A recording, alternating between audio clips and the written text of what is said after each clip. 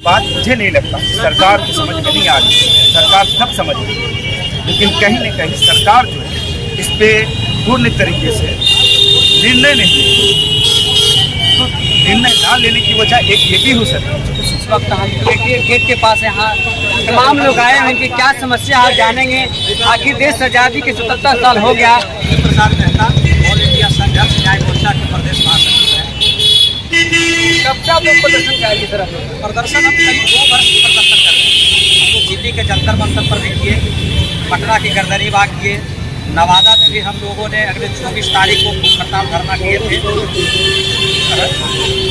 14 को किए थे।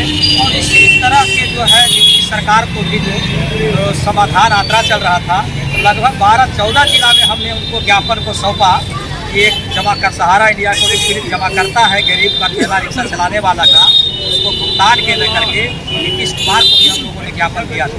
लेकिन नीतीश कुमार ने भी हम लोगों का जो है दर्द को नहीं समझा और किसी प्रकार का कोई जो है इस पर जो है विधानसभा में ना तो कोई जो है मुद्दा बना करके हम लोग को समाधान करने का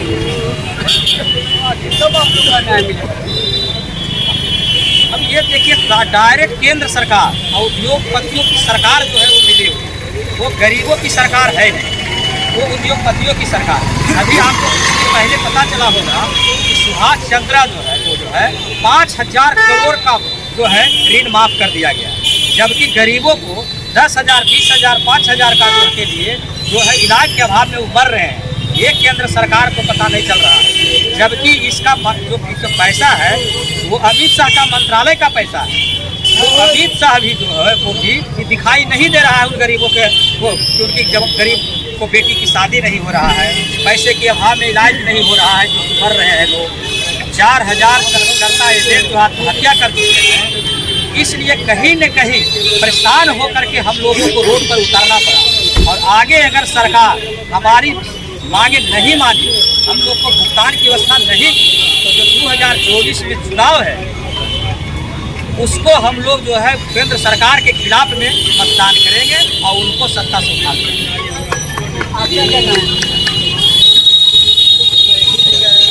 आप पूछ रहे थे कि भारत सरकार से क्या आशा करते हैं। हम पहले आपसे आशा करते हैं कि आज मीडिया है भारत का चौथा स्तंभ है और हमें यकीन है, बाकी यकीन तो पूरी बात बजट की पूरी यकीन करते हैं कि आप हमारी बातों को आगे बढ़ाएंगे। विश्वास उठाओ कि हम अभी 1 घंटा पहले भाषण में दिया था, हम किससे इंसाफ मांगे?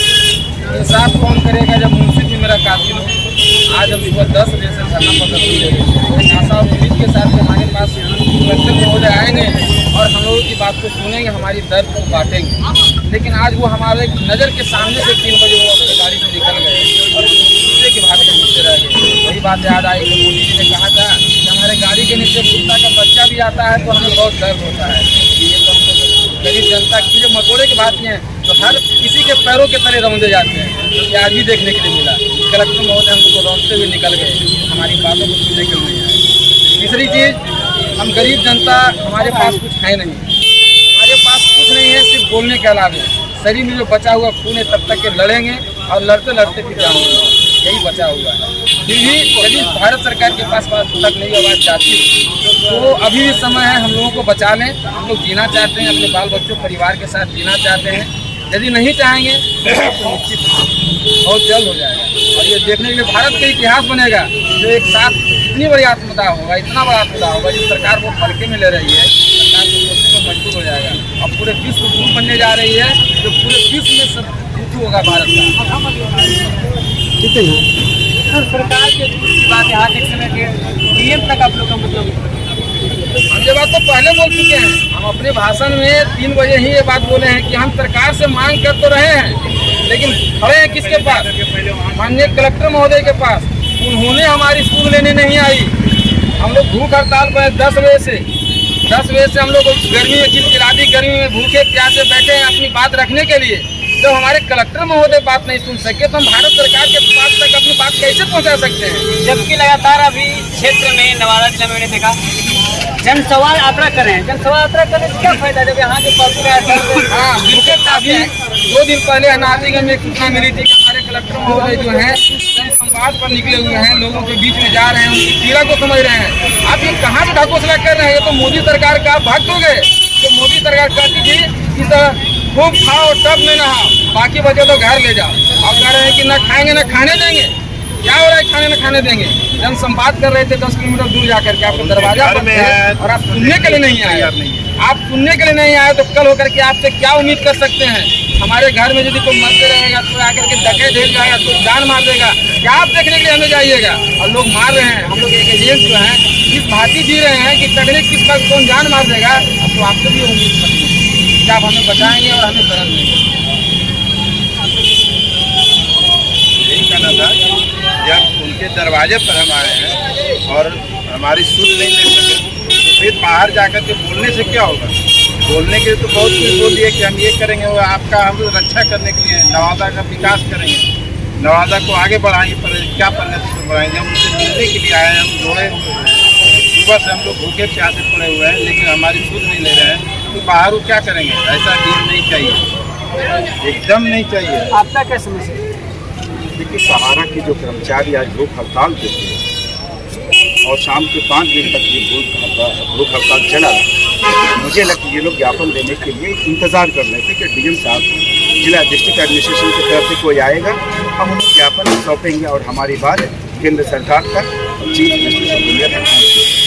लेकिन दुर्भाग्यपूर्ण रहा। मुझे लगता है कि मैंने पहली बार ऐसा देखा है कि डिस्ट्रिक्ट एडमिनिस्ट्रेशन की तरफ से कोई भी ज्ञापन लेना नहीं आया। यह बहुत दुर्भाग्यपूर्ण है। मैं चाहूँगा कि इस बात को स्टेट सरकार भी सीरियसली,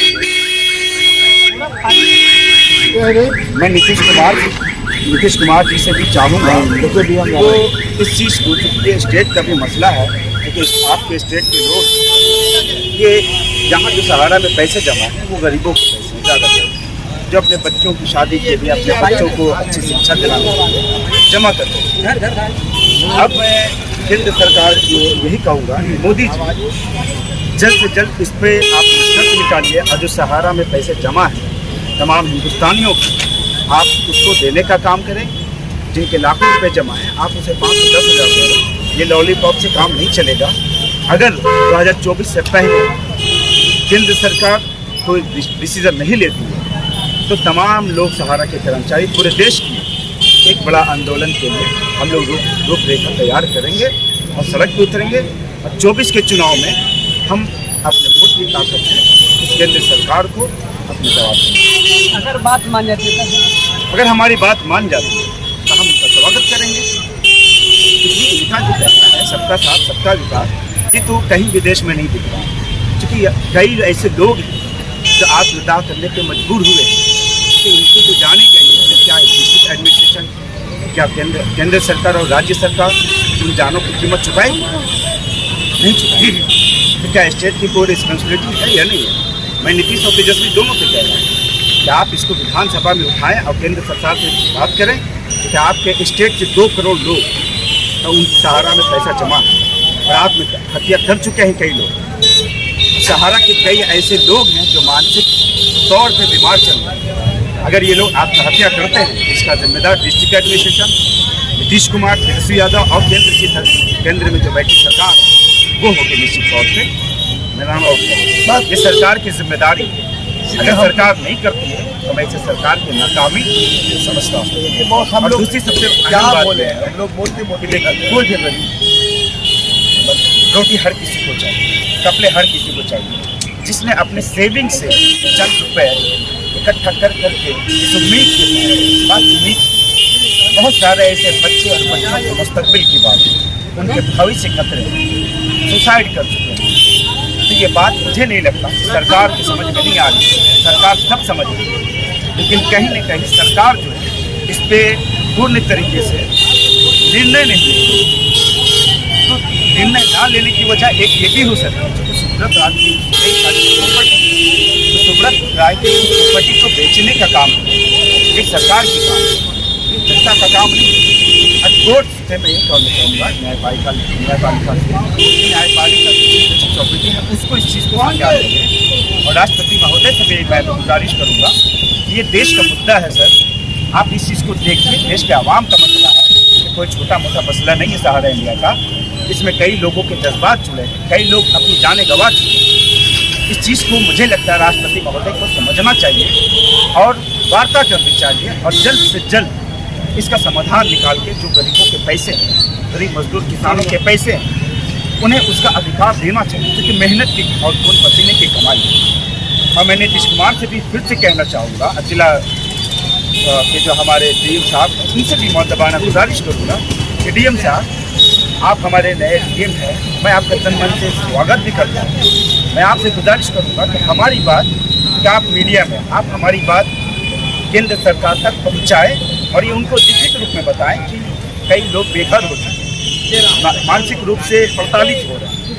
डीएम साहब इस चीज़ को भी रियलाइज़ करें, क्योंकि वो भी इंसान है, हम भी इंसान, हमारे भी अपने जज्बात हैं, हमारे घरों में भी बच्चे हैं, बच्चियाँ हैं। एक उम्मीद लेकर के बैठे हुए हैं, सहारा जब पैसा मिलेगा तो हम बच्चों को इंजीनियरिंग में, मेडिकल में, अच्छे स्कूल में दाखिला कराएंगे, उसकी फीस देंगे। बच्चों की शादी करनी है, सभी बच्चों की शादी आपको भी पता है, सभी लोग जानते हैं कितने खर्चा आता है। तो ये जो माँ बाप के जो उस दर्द को देखा, इसलिए मैं कह रहा हूँ आप दर्द को समझिए, आप हमारे गार्जियन स्वरूप के जिला में आप हमारी बात केंद्र सरकार तक पहुँचाइए। जो हमने जो मेमोरेंडम जारी किया है उसको पहुँचाने का काम करें। सहारा के लोग नाम तो सहारा सहारा होंगे, जितना पूंजीपति सरकार कहीं ना कहीं होटल मदद करने का ये वजह बना के अधिकारी आपको पकड़िएगा व्यायाम को थोड़ा सा जाना वाकई ये बात तो उनका हमको बुलाया गया, मुझे समर्थन दिया। ये जो चीज़ें चल रही सीधा खाली नहीं होना चाहिए, क्योंकि देश के आवाम का पैसा है, देश के आवाम का अगर पैसा है, जायज़ पैसा है, कोई ब्लैक मनी तो है नहीं। यही के लोग हैं, गरीब मजदूर हैं, इन्हीं का पैसा है, इन्हीं का जमा है, तो सरकार क्या कर रही है? सहारा इंडिया सरकार के निगरानी में, अगर सरकार के निगरानी में थी तो सरकार की जिम्मेदारी कि सरकार इस पर नज़र रखती, लेकिन सरकार नज़र नहीं रख पाई। सुब्रत राय ने गलत किया, उन्होंने धोखाधड़ी तरीके से 5 साल में 2 गुना देंगे, 4 गुना देंगे, तो सरकार क्या कर रही है? सरकार को देखना चाहिए था। सहारा इंडिया को गलत कर दी, गलत पॉलिसी ला के लोगों को बरगला रही है, तो सरकार का एक्शन लेती है। सरकार से मिली भगत है, तब आपके बात को नहीं सुना रहा है।